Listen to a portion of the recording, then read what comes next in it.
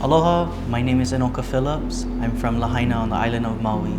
I specialize in the contemporary and traditional art form of Hawaiian featherwork. Enoka is Enik in Hawaiian, and I was raised in the church.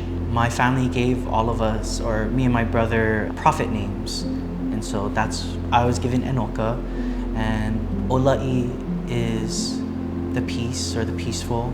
Alohi Keo Kalani translates to the white light of heaven. And I was given this name because I was born at noon when the sun is at its highest point in the sky. Featherwork was only reserved for ali'i or kahunas, and certain priests were only allowed to wear them and work with them. It would grant them the divine power to rule, or to give.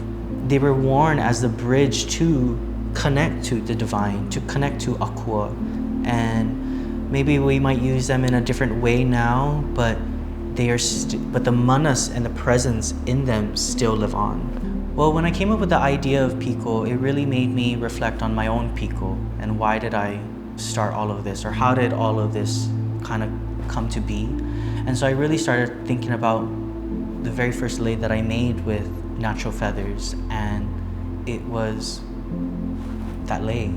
It was lei Piko. This whole show is dedicated to one of my kumus, Auntie Susie.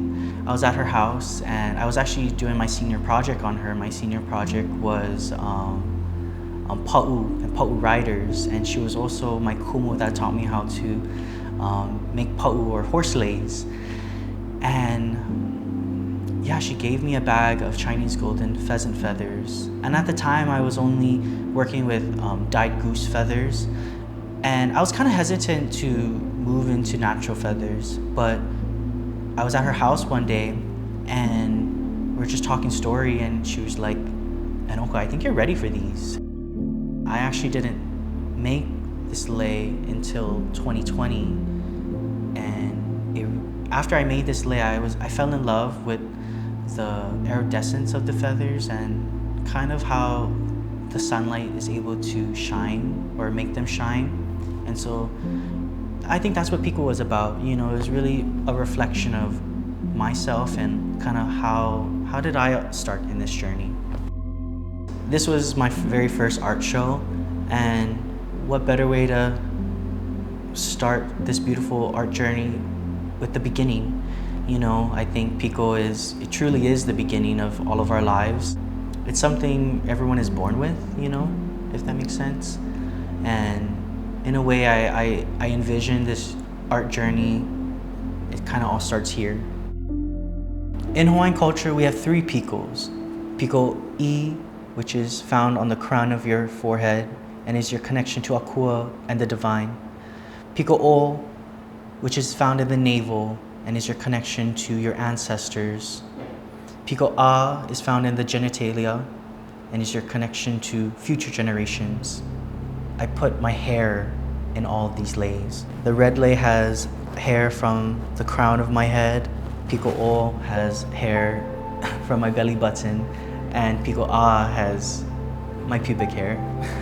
But it's he mea Hawaii kena. Aina, lani, kai, and it's like, I think that's what it is to be Kanaka. That's what it is to be Hawaiian, to know all these things. We embody these things. I chose these colors because these are my favorite colors, but they're also primary colors. But I think it's also like it's like a kuleana ike, or like a way that we move about life is knowing who we are, our connection to akua, or to the divine, connection to our own ancestor, our own genealogy, right? Our kūpuna. But then it's also that unknown, and it's also that manao of your future generations to come. Well, I think for me, Piko is, in a way, it's knowing who you are. It's knowing where you come from and how you've come to this point in your life, and in my life particularly. Peter and Michael, who own Po'ai, they asked for a commission piece. Something that I've always wanted to create was 3 leis in one frame, And I was always inspired by there's these 4 framed lei hulus that's in the lounge at Hawaiian Airlines. And I remember as a kid, I would see that and I was like, wow, I want that. Or I wanna make something like that. And so that's what always inspired me. When I got asked to do this, it really made me reflect on, okay, like the name of the shop is poepoe, and poepoe is a circle or it's a portal, you know, and for me, my work and my lei hulus are portals. These leis are, in a way, these are vessels.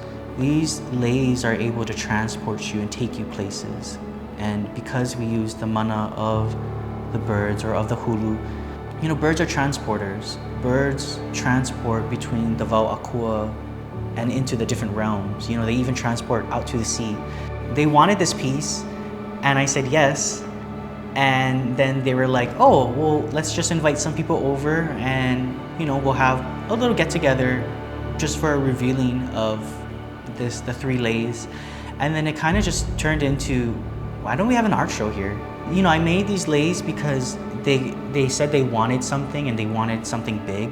It's been in my mind for years that I wanted to do this. And I mean, basically, like when they gave me free reign to create something, I knew immediately that this is what I wanted to do and this is how I wanted to present it. When people see my work, I do want them to see something beautiful, but I also want them to see something meaningful. Lei hulus are beautiful, but they also had a very important role politically here in Hawaii. Yeah, it would show your political, religious, and your role in Hawaiian society. My leis are portals, you know, these are tangible, in a way, vessels. Just like the manu or birds, they're so close to the heavens that they themselves are divine beings. And you know, when you work with feathers, or you even see birds, they're very angelic. When you wear a lei hulu, you know, you yourself become the bird. You become this transporter, and you get transported into these different places. And I think the question is, or I think the thing everyone asks me is like, where do you get transported to? Well, that's up to you.